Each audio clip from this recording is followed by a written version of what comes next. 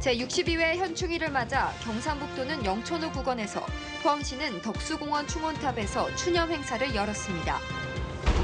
포항제철소 제3용광로가 개 보수 작업을 마치고 하루 14,000톤의 쇳물을 생산할 수 있는 세계에서 5번째 큰 용광로로 다시 태어났습니다. 문재인 정부가 주요 공약에 대한 실천 방안을 속속 발표하고 있지만 탈핵 관련 정책은 찾아볼 수 없습니다. 여러분 안녕하십니까? 포항제철소 제3용광로가 102일간의 개보수 작업 끝에 세계에서 5번째로 큰 용광로로 다시 태어났습니다. 하루에 14,000톤의 쇳물을 생산할 수 있습니다. 이규설 기자입니다. 화이뽕을 받아든 포스코 권호준 회장과 주요 손님들이 포항제철소 제3용광로 풍부에 불을 붙입니다. 지난 1978년부터 1억 1,900만 톤의 쇳물을 생산한 제3용광로가 4번째 생애를 시작하는 순간입니다. 개보수 공사를 통해 제3구로는 4,350세제곱미터에서 5,600세제곱미터로 커졌습니다. 세계 5번째 규모로 하루 14,000톤의 쇳물을 생산할 수 있습니다. 초대형 고로 5기를 가동, 포항제철소는 명실상부한 세계 최고의 철강 기업으로서 위상을 확고히 하게 되었습니다. 포항제철소 제3구로에는 고로 수명을 예측하고 내부 상태를 자동 제어하는 최신 기술이 적용됐습니다. 연구소와 ICT의 AI와 빅데이터 기술이 융합되어 가지고 스마트화 고로의 기본 인프라를 구축하였다는 데 큰 의미가 있다고 봅니다. 화입식에 사용된 성화는 포항제철소 내 설비종합중공기념탑에서 포항제철소장이 직접 체화했으며 직원들이 봉송단을 꾸려 정성껏 옮겼습니다. 지난 2월부터 진행된 제3구로 개보수 공사에는 3,700억 원의 사업비와 연인원 16만 3천 명의 근로자가 투입됐습니다. MBC 뉴스 이규설입니다. 경상북도와 일선시군은 오늘 62회 현충일 추념 행사를 갖고 호국영령들의 나라사랑 정신을 되새겼습니다. 경상북도는 영천 호국원에서, 포항시는 덕수공원 충원탑에서, 경주시는 충원탑에서 각각 국가유공자와 유족, 학생, 시민들이 참석한 가운데 추념식을 갖고 선열들의 높은 뜻을 기렸습니다.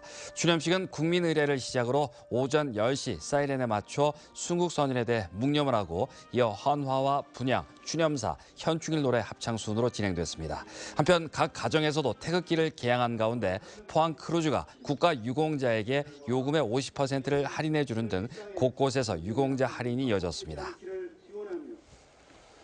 포항 오천초등학교 6학년 학생들은 현충일을 맞아 나라사랑 정신을 본받기 위해 우리 고장의 현충시설을 탐방했습니다. 학생들은 해병 1사단 내 11인의 해병 충원탑과 전몰학도 충원탑, 포항지구 전적비, 포항 여중 전투 학도의용군 명비를 탐방하며 국가유공자의 희생과 헌신에 감사하는 시간을 가졌습니다. 용동 전몰학도 충원탑에서는 헌화와 묵념을 하며 학생 신분으로 전쟁에 참여해 산화한 선열들의 거룩한 희생 정신을 기렸습니다. 문재인 정부가 출범 이후 주요 공약에 대한 실천 방안을 속속 내놓고 있지만 한 달째 탈핵 관련 정책은 찾아볼 수가 없습니다. 월성원전 1호기 가동 중단과 신규 원전의 백지화를 공약했는데 원전 산업계의 반발에 부딪혀 약속이 지켜지지 않을까 우려의 목소리가 나오고 있습니다. 김영일 기자가 보도합니다. 월성원전 1호기는 저는 아예 영구 가동 중단하고 폐로 절차로 저는 들어가야 된다고 그렇게 생각합니다. 문재인 대통령은 후보 시절 탈핵 관련 6개 시민사회단체와 탈핵 정책 협약을 체결했습니다. 건설 중이거나 계획 중인 원전의 허가를 취소하고 월성원전 1호기도 즉각 폐쇄하겠다고 약속했습니다. 하지만 문재인 대통령은 취임한 지 한 달이 다 돼가도록 구체적인 탈핵 공약과 실행 방안조차 내놓지 않고 있습니다.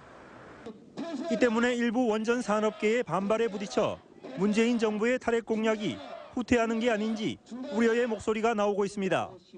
환경운동연합은 최근 성명을 통해 문재인 대통령의 공약 가운데 안전하고 깨끗한 에너지 정책이 가장 많은 지지를 받았다며 탈핵 공약을 즉시 이행하라고 촉구했습니다. 핵산업을 통해서 이익을 보시는 몇몇 분들이 지금 강하게 저항을 하고 있습니다. 하지만 문재인 정부의 탈핵 에너지 전환 공약은 후보 시절에 국민들로부터 가장 많은 지지를 받은 공약입니다. 꼭 실천을 해야 합니다. 특히 지난해 강진이 발생했고 600여 차례나 여진이 이어지고 있는 경주에서는 노후 원전인 월성 1호기 폐쇄 약속이 하루빨리 이행돼야 한다는 지적이 제기되고 있습니다. 경주에 지진도 있었거니와 특히 그 사용 후 핵연료가 그 포화 상태가 되고 있잖아요. 안전을 위해서라도 다른 원전보다도 월성 1호기 폐쇄가 가장 먼저 이루어져야 된다고 생각을 합니다.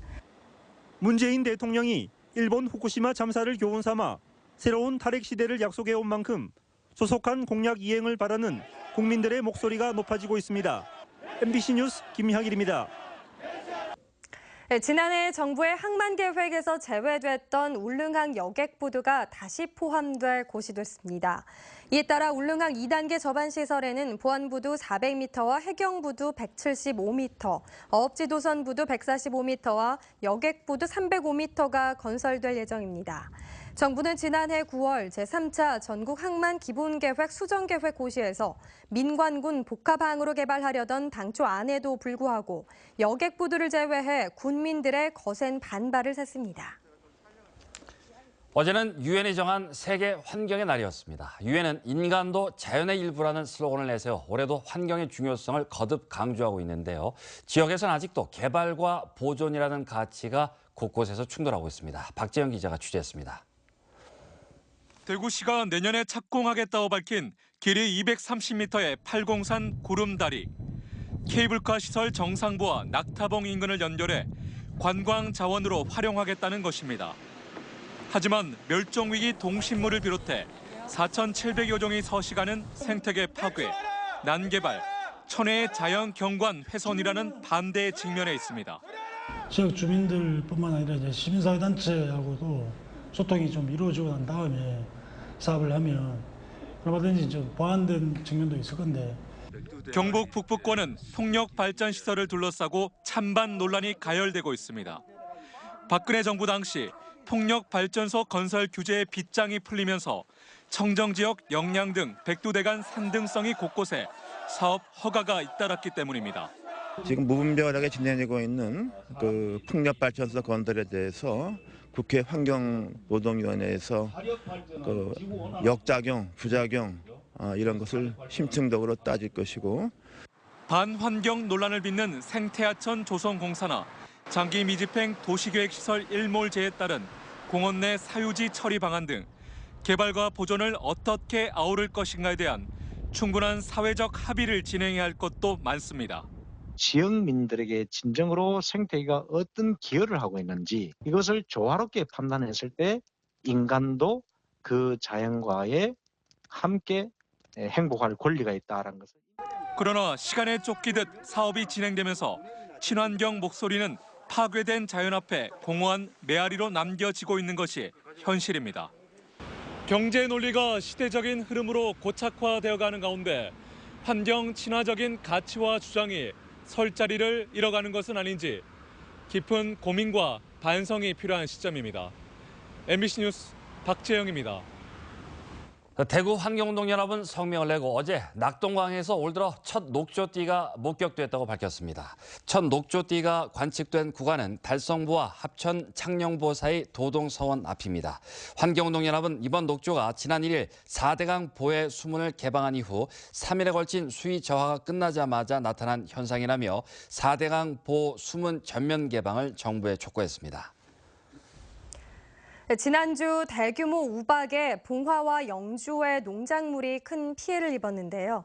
봉화에선 2,000대의 차량이 파손되는 등 우박으로는 전례를 찾기 힘들 정도의 차량 피해도 발생했습니다. 홍석준 기자입니다. 봉화의 한 자동차 정비 공장입니다.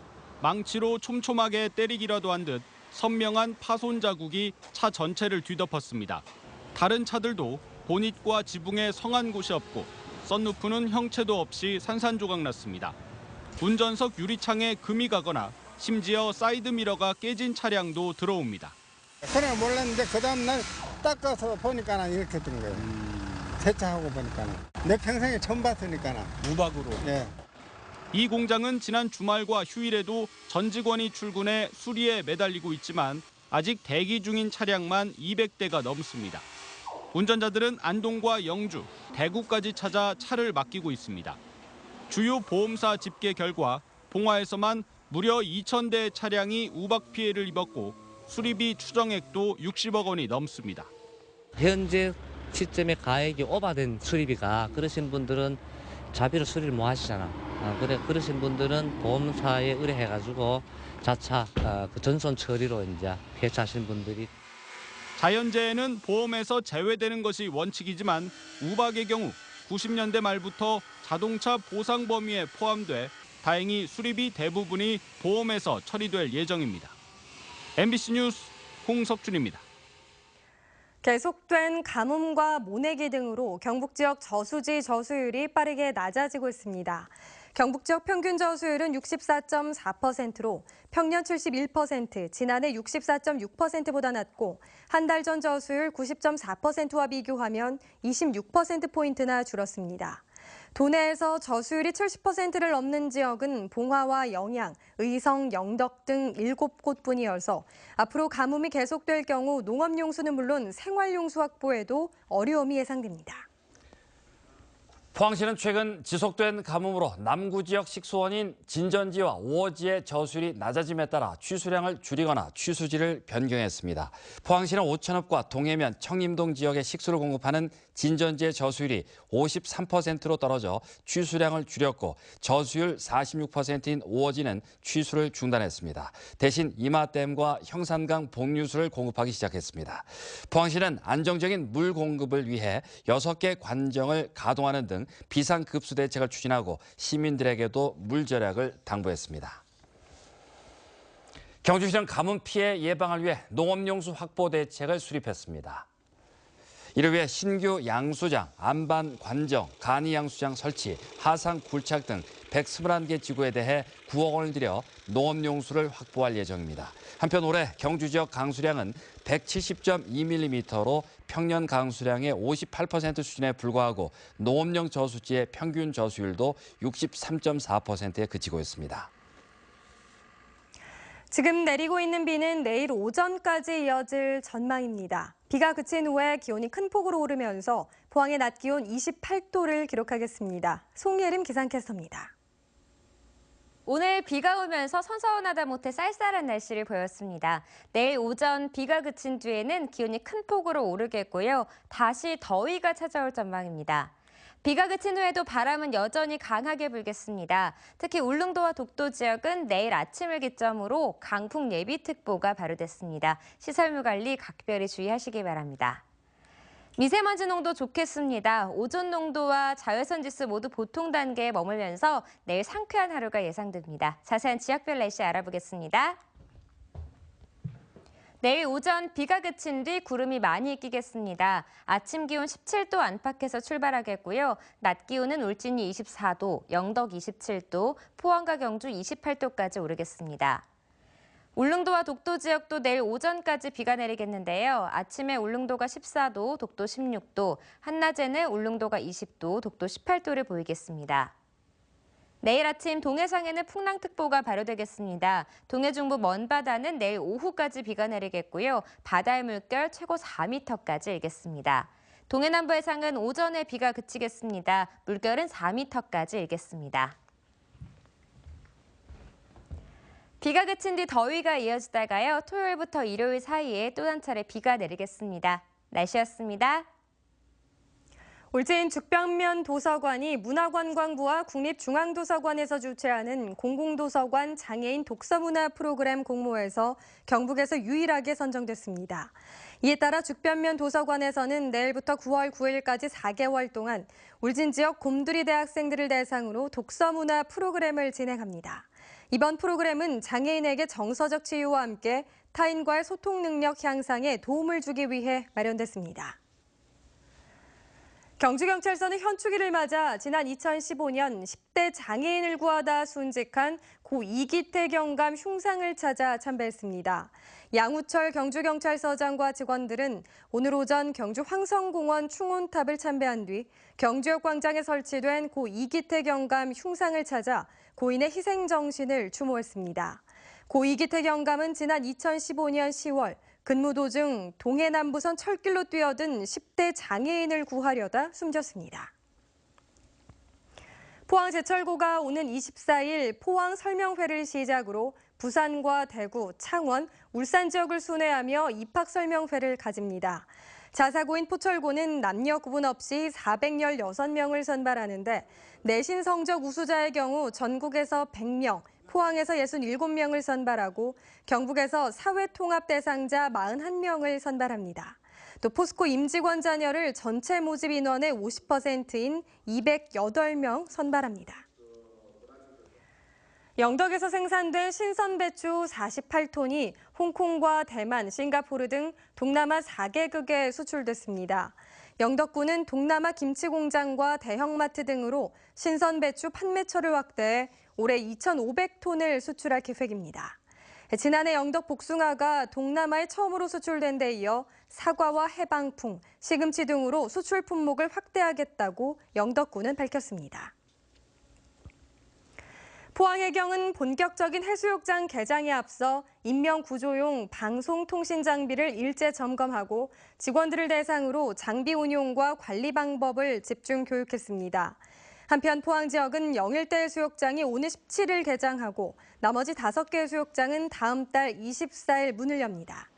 경주와 영덕, 울진 지역 해수욕장은 오는 7월 14일 개장해 지역에 따라 8월 15일 혹은 8월 20일까지 운영됩니다.